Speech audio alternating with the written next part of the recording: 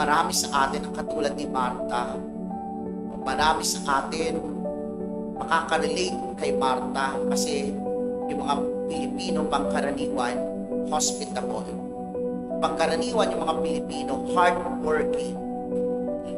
Laging nagtatrabaho para saan? Sa kapakanan ng pamilya.